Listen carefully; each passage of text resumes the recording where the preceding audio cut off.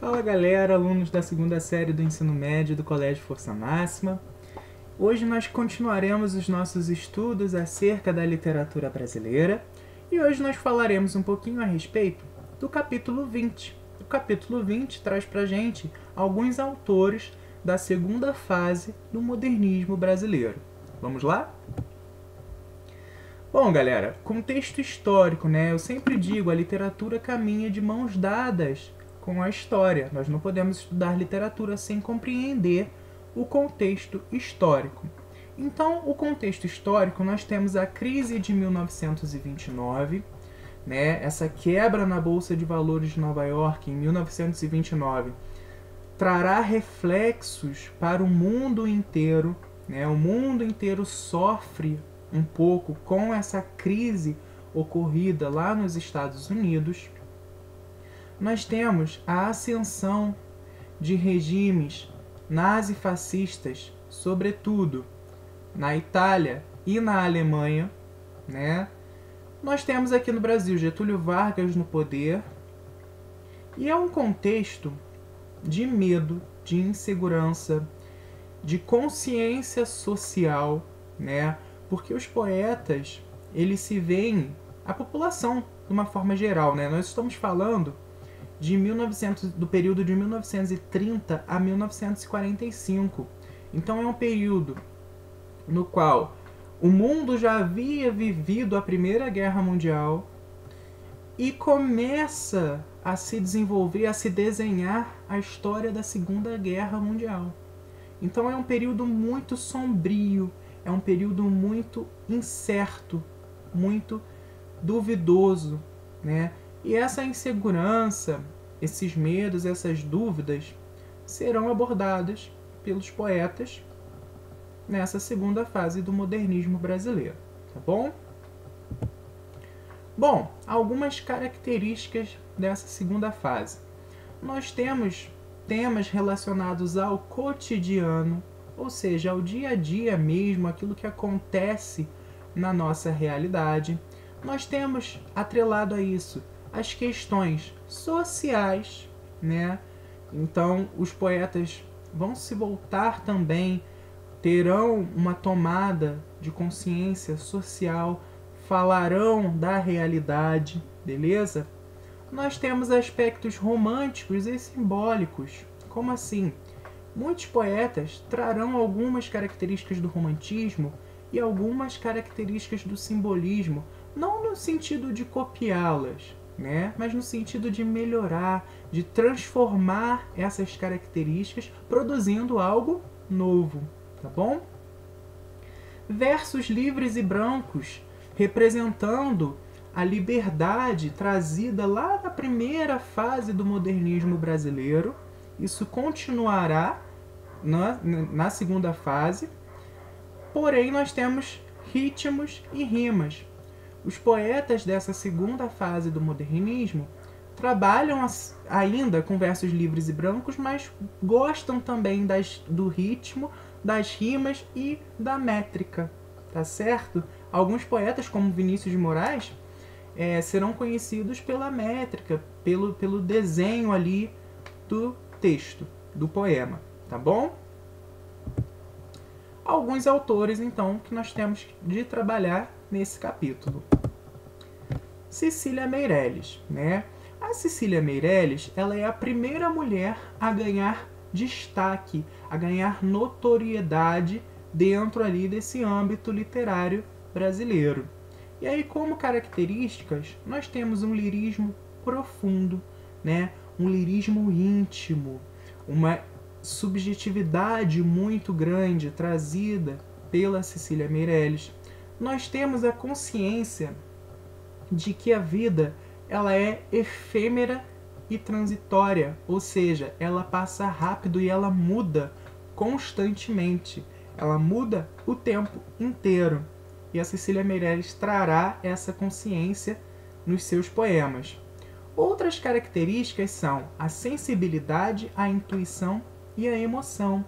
A sensibilidade e a intuição feminina estarão muito presentes nos poemas de Cecília Meirelles, né? A emoção. são características que chamam a atenção, que dão destaque à obra de Cecília Meirelles. Essa sensibilidade, essa intuição e essa emoção prendem o leitor, chamam a atenção do leitor. Por isso que ela se destaca nesse âmbito.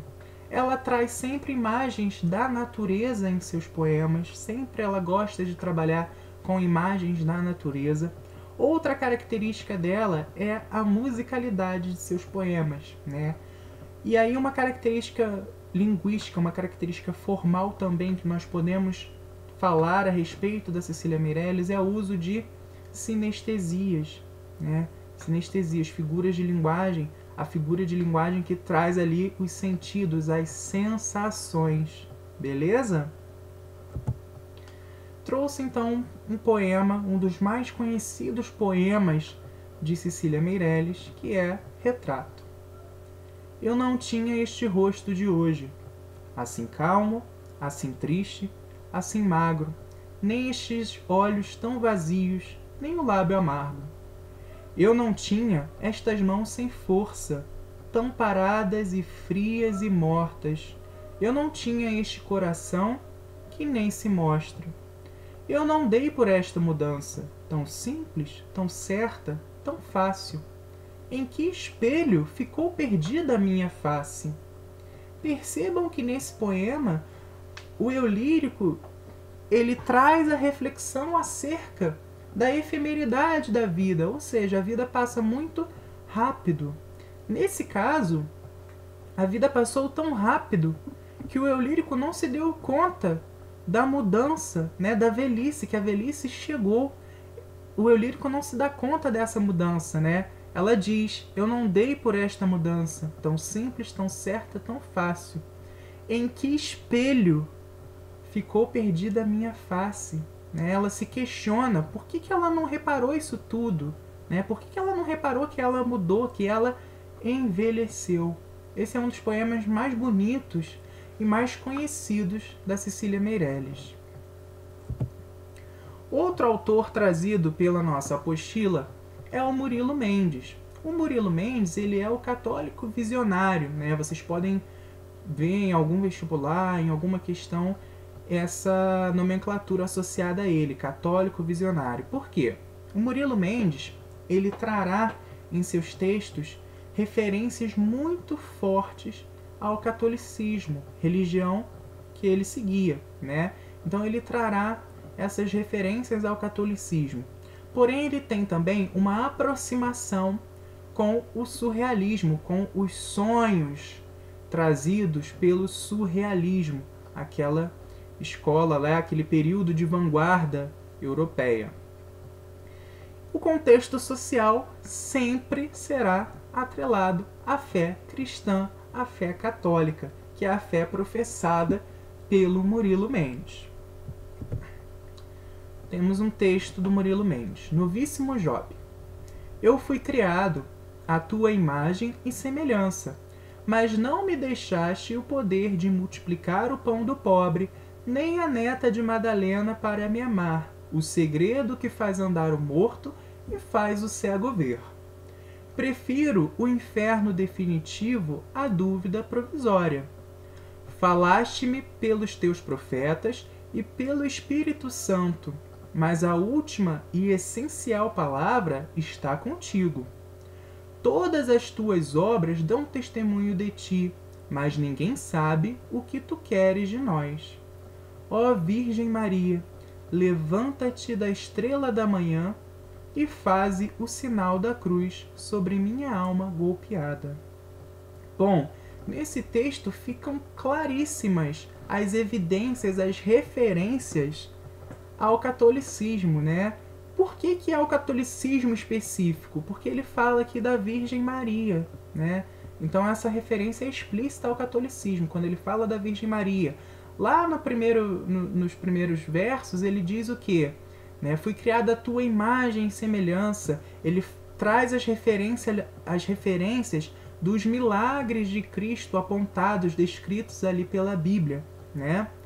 Então nós temos esse desejo, essa aproximação entre a poesia, a vida e o catolicismo, tá bom? Chegamos então no nosso último poeta de hoje, não menos importante, que é o Vinícius de Moraes. O Vinícius de Moraes, eu costumo brincar, né, que o próprio nome dele já traz todo o sentido da obra, porque se nós pegarmos ali o sobrenome Moraes, nós podemos fazer uma brincadeira, né? És amor. Vinícius, és amor, né? Exatamente esse amor maior, esse amor total, esse amor sublime que o Vinícius de Moraes trará em sua obra. A obra de Vinícius de Moraes ela é muito extensa. Por quê? Porque ele escreveu poema, ele escreveu música, ele escreveu teatro, né? Então é uma obra muito extensa. Só para a gente começar a entender essa atmosfera do amor trazida por Vinícius de Moraes, eu vou declamar para vocês uma música que o Vinícius de Moraes escreveu junto ao Tom Jobim. O nome da canção é Eu Não Existo Sem Você. Eu sei e você sabe, já que a vida quis assim, e nada nesse mundo levará você de mim. Eu sei e você sabe, a distância não existe, e todo grande amor só é bem grande se for triste. Por isso, meu amor, não tenha medo de sofrer, pois todos os caminhos me encaminham para você. Assim como o oceano só é belo com luar, assim como a canção só tem razão se cantar, assim como uma nuvem só acontece se chover, assim como o poeta só é grande se sofrer, assim como viver sem ter amor não é viver. Não há você sem mim, e eu não existo sem você. Percebam essa declaração de amor trazida por esses versos da canção Eu Não Existo Sem Você, de Vinícius de Moraes e Tom Jobim. Para mim, essa canção sintetiza toda a produção, toda a obra do Vinícius de Moraes, né? Porque ele é o cantor do amor maior. Ele sempre traz essas relações amorosas, né? Essa questão do amor em seus poemas. Outra característica dele é a relação entre a matéria e espírito, né? Ora, nós temos poemas sensuais, né? Poemas voltados mais para questões eróticas, e ora nós temos o poema voltado ali para esse amor total, esse amor que não é carnal, né? Esse amor espiritual. Nós temos também a presença da religiosidade nos poemas de Vinícius de Moraes. Outra questão que nós temos como característica do Vinícius de Moraes são os sonetos. Nós temos o soneto da fidelidade, nós temos o soneto da separação, nós temos o soneto do amor maior, né? Então ele tem um gosto por sonetos, pela forma fixa, soneto. Outra questão é a valorização do momento, a valorização do presente, daquilo que acontece agora. Essas são as principais características das muitas, né, da obra de Vinícius de Moraes. Quem tiver um tempinho, quem tiver uma curiosidade, gente, vale muito a pena conferir, né, essa vastidão de obra que foi produzida pelo Vinícius de Moraes. Eu trouxe para finalizar um soneto, né, composto por Vinícius de Moraes, que para mim é um soneto mais bonito que ele tem, né, o soneto de fidelidade. De tudo ao meu amor serei atento antes, e com tal zelo e sempre e tanto, que mesmo em face do maior encanto, dele se encante mais meu pensamento. Quero vivê-lo em cada vão momento, e em seu louvor hei de espalhar meu canto, e rir meu riso e derramar meu pranto ao seu pesar ou seu contentamento.